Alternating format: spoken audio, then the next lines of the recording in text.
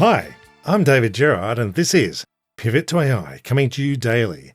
Today, a fabulous new future of AI interface design. Yay!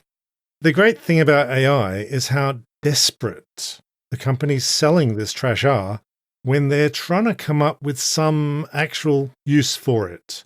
Oh, let's make a to-do list. Let's make a recipe generator. Let's make a travel planner. And they always say it'll have a voice interface. Like, they all have individual offices, like open plan or working in a coffee shop or on the train. A voice interface can be useful. A mandatory voice interface is less useful. None of the corporate drones saying this stuff will use it this way themselves. They just want you to. Last August, we had the Microsoft 2030 vision, a fabulous future version of Windows that wouldn't have a mouse or a keyboard, just AI. You yell at Copilot to try to do your spreadsheet job. Google is stepping up too.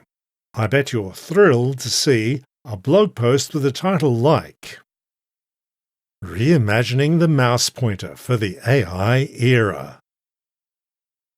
So why do you want to reimagine the mouse pointer of all things?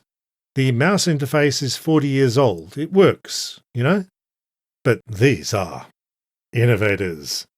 These are the precise innovators who turned your phone's power button into a Gemini button. Now they want to make your laptop mouse pointer a Gemini pointer. They call this the magic pointer, like magic with sparkles. The magic pointer has Gemini hovering behind it, whatever you do. Wiggle the pointer to call up Gemini. Slop with every action. Use more tokens. What are the use cases for the magic pointer? There's shopping lists. They've got travel planning. And there's recipes. Slower than if you just type them in. Pretty convincing, you'll agree. There's nothing here you couldn't do with calling Gemini from a right click when you choose to click, when you want to hear from Gemini. But that doesn't use enough tokens. What if you run out of tokens? Well, pay up. Your mouse pointer is a subscription now. The magic pointer will continuously send your screen to Google for Gemini to read. The page doesn't talk about local models like Gemini Nano at all, but it does link to a page about Gemini in Chrome, which talks about paying subscription customers. This is all remote Gemini running on a meter. Google is also making a new kind of laptop, the Google Book. It's a sort of unholy melange of Chromebooks, Android, and Gemini. It's really a Gemini book. Quote, Google Books are the first laptops designed from the ground up for Gemini intelligence to deliver personal and proactive help when and where you need it. Unquote. The Gemini laptops will also be expensive, premium hardware, because that sure worked out for Microsoft's fancy Copilot laptops that still aren't selling. Anyway, you'll be able to not buy one of these things in about 4 months. Nobody wants any of this. They keep not wanting it.